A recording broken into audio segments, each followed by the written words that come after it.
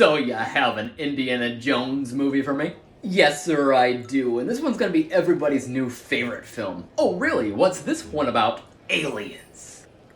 Oh, what? Aliens. No, I heard you for sure. I don't know if that's a great idea. I mean, does anything else happen here? Let's see, this one's gonna start off with Area 51. We're gonna go inside there and we're gonna see an alien corpse. And there's also gonna have crop circles, and if you're lucky, we might even see a glimpse of a UFO. Right, so what else happens in this movie? Well, we're gonna blow up Indiana Jones. What?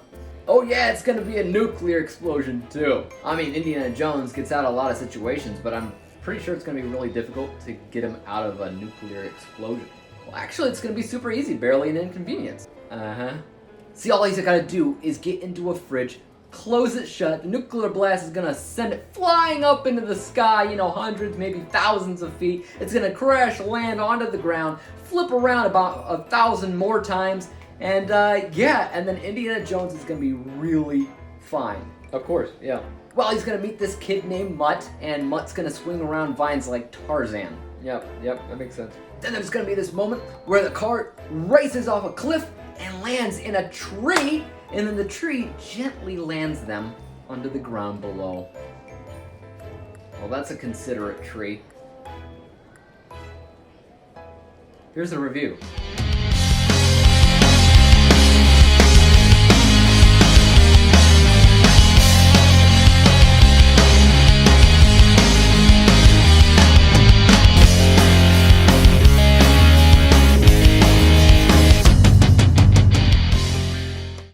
What's up and welcome back to Interpreting the Stars. For today I'm joined once again by Rashad from Rashad G Reviews to talk about the last film in the Indiana Jones quadrilogy, and easily the film that most people pretend just doesn't exist. It's Indiana Jones and the Kingdom of the Crystal Skull.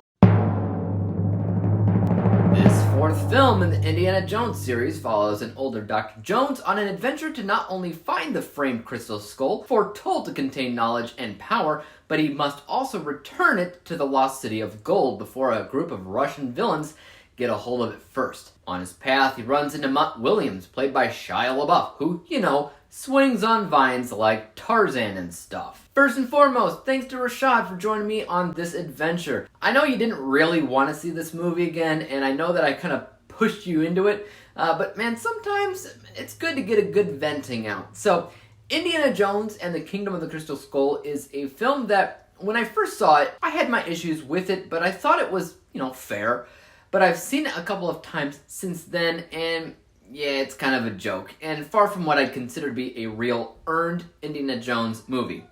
The reasons for that are vast and go into both technical areas in the film as well as just what you come to expect from the character and the adventures that he chooses to partake in. Normally in my reviews, I start with the positives, I'd throw it to my guest, and then I'd finish out with whatever negatives that I had for it. But today, I'm going to be doing the opposite here, and I'm going to start with the negatives because in comparison to the positives, there's a reason why people hate this movie. First of all, there were talks for years on what this movie would be about. I don't know if it was just a rumor or not, but I think it was like in the 90s when I first saw reports of Indiana Jones 4 and the reason why it wasn't made yet, and it was because Spielberg and Lucas just couldn't agree on a plot, and I swear to you, it was either in the 90s or the early 2000s when I first heard the possibility that this movie would include aliens, which I always thought was a stupid idea. That's not Indiana Jones, okay? That's Star Wars. But sure enough, the second this movie begins, you see Area 51, the box that says Roswell, the alien corpse inside, the scene after that where Indiana Jones is talking about the Roswell incident in 47, the crop circles, oh my god. It's just too much, and it makes me roll my eyes. Scenes in Indiana Jones are supposed to leave you mystified and in awe, and I sighed. I sighed the first time that I saw it, and I sighed today as well, because they had 20 years to come up with a new story, and it was the same garbage that I was already reading about for years, and it's not worthy of an Indiana Jones adventure. It's not. As far as the Crystal Skull story itself, that's something that I probably compared to the story in Temple of Doom. where there are sort of stories and myths concerning Mayan crystal skulls, just like there were stories of the stones in Temple of Doom, but it's one of those things that most people are unaware of, and worse yet, it's heavily manipulated in this film to fit the alien agenda, which just bugged me further. You know what would have been great for this film? The very ignored City of Gold story. It's in there, they mention it, and a search for a City of Gold is absolutely worthy of an Indiana Jones adventure. But I forget about it every time that I see the movie because it's not a focus. At most, it's a gimmick, and at worst, the actual City of Gold foretold is lame. Past that, when you're just looking at technical areas of the film, there's issues with green screen work, there's issues with dubbing lines that sound awful, there's CGI issues that are mostly unnecessary, like the infamous CG gopher crap. The physics in the movie are worse than they've ever been in the past, and Rashad will talk about this in a second, but he talks about how the movies have always been grounded to a certain degree, balancing out that level of fantasy with reality, and I'd agree. I'd say specifically that Indiana Jones has always towed the line of something that, while highly improbable, is still theoretically possible in the right conditions. This doesn't have that. The crap in this movie that happens makes no sense, especially the nuking of the fridge. What is that? As soon as that fridge lands and twirls around 1,000 times, Harrison Ford should be pouring out in a human soup, but no, not a scratch. And stuff like that happens throughout the movie that just makes you roll your eyes at best. Now, before I talk about some of the things that I do think are positive, I'll send it over to Rashad to hear his thoughts on this film. Take it away, man.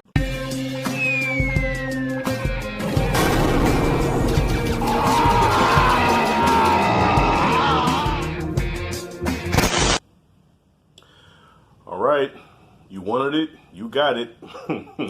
Indiana Jones and the Kingdom of the Crystal Skull is a movie that I watched once in my life and had no desire to watch it again.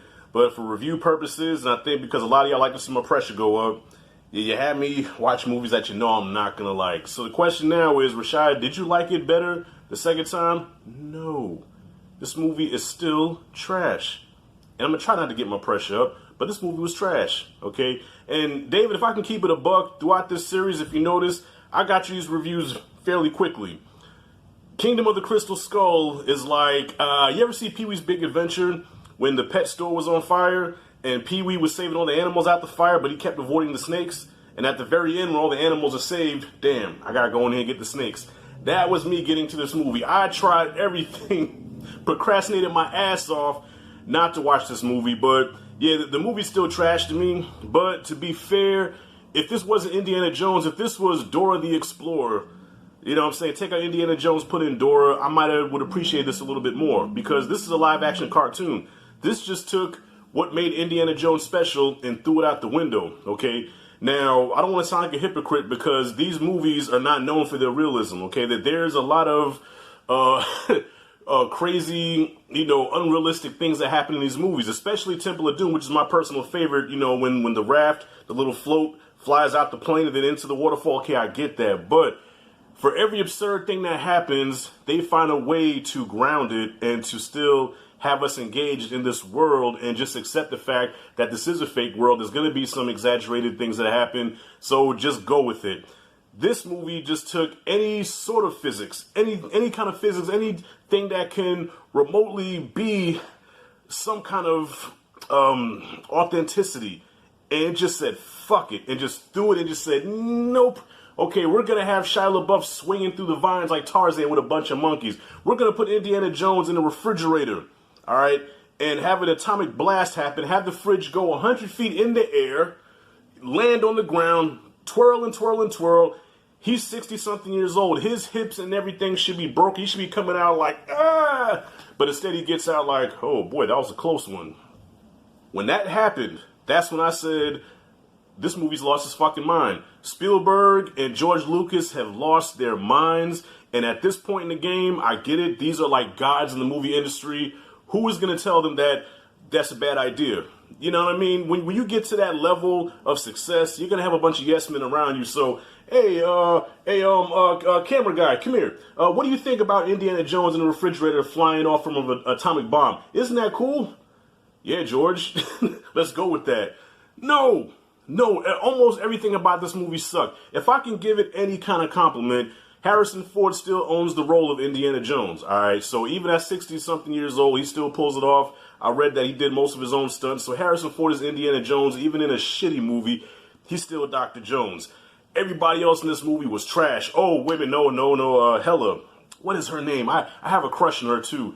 The villain lady. Hela from Thor Ragnarok. Yeah, she was hot. She was probably a better villain than, yeah, she's definitely a better villain than from the last movie, okay? So, the cinematography also was good. Like, the filming of this, you could tell it was 35 millimeter. That's what Spielberg likes to shoot in. So, visually, this does look like it can fit with the other ones. But from a storytelling standpoint, just a movie overall, what you loved about the three movies, you just throw it out the window. You're going to hate this movie, okay? If you have any love for those three movies, there's no way you should like this. No. And yeah, there's some entertaining scenes, but no, this movie overall sucked, okay? And how is it that, okay, the most exciting scene in this movie is that chase in the jungle, right? Where Shia LaBeouf was playing Tarzan. How is it that a scene could be so cool, but then stupid at the same time? Where you're like, damn, this does look, but what the hell?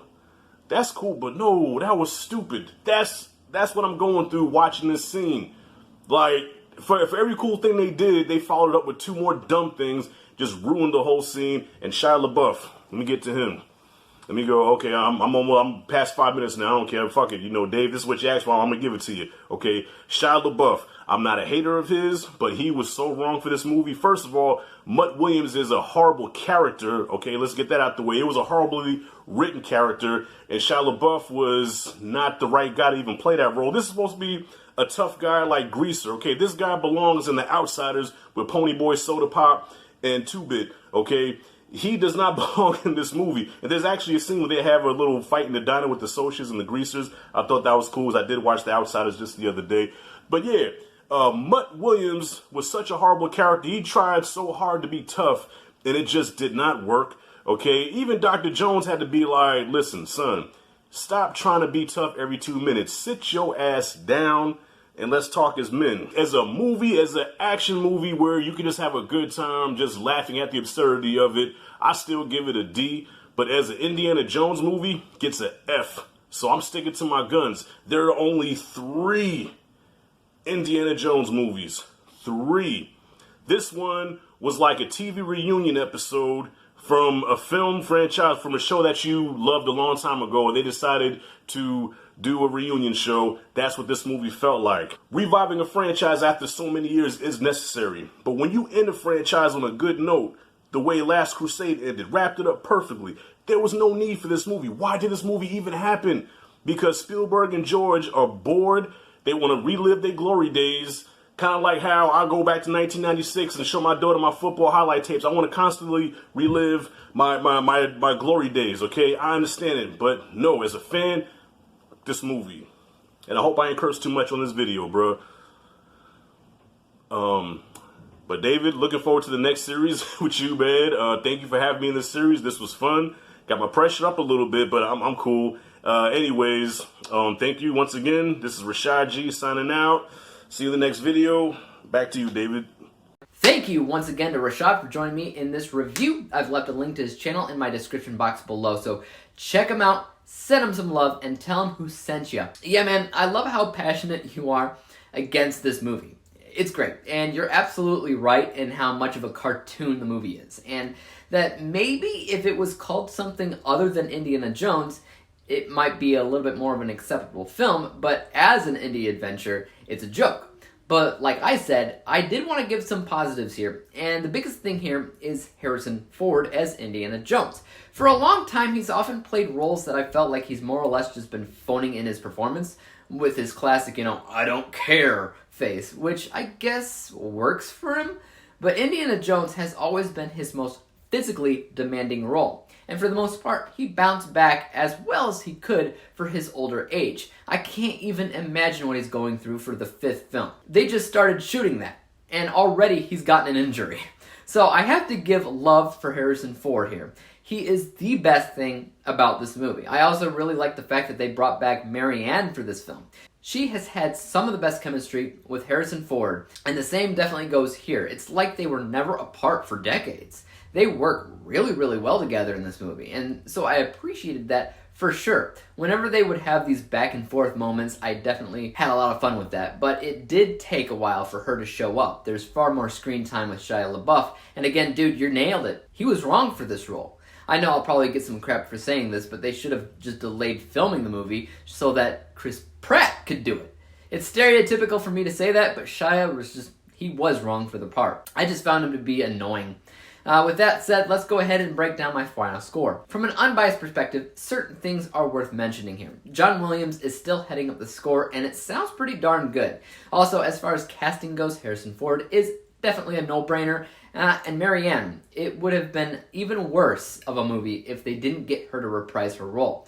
Cate Blanchett, she was a pretty decent villain overall, so I don't mind the casting, but even just from a technical level, there's issues with the visuals because of the obvious green screen issues. There's problems with the dubbing of the lines since that looks and sounds fake. And utilizing aliens for Indiana Jones just feels uninspired. This score is 66%. As for my bias score, this is much lower because just like everybody else, I don't really like the movie. There are certain things that are pretty good. Some of the action is great. Some of the quips back and forth from the characters are decent. But I personally hate the alien thing, and they had to make it worse by turning everything into a cartoon. With the nuking of the fridge, the Tarzan swinging, the killer ants, it's a joke. So this score is 36%, and when we average out the two scores together, we come to the final rating of 51%. 51 out of 100 possible stars, or a D+ letter grade. You can't fully discount the technical aspects of the film that aren't horrible, but it's really not worth watching if you are a fan of Indiana Jones. Let me know your thoughts on the film in the comments section and down below though. Is all the hate really that warranted, or is it worth the watch in a certain light? Let me know, and as for YouTube, you guys know what to do. Hit that like, subscribe button, and bell to be notified when I come out with my next review. And until then, peace out. Dave examines movies, we just watch for fun. Davey is the expert, he is the #1 critic that I go to when I need a movie pick.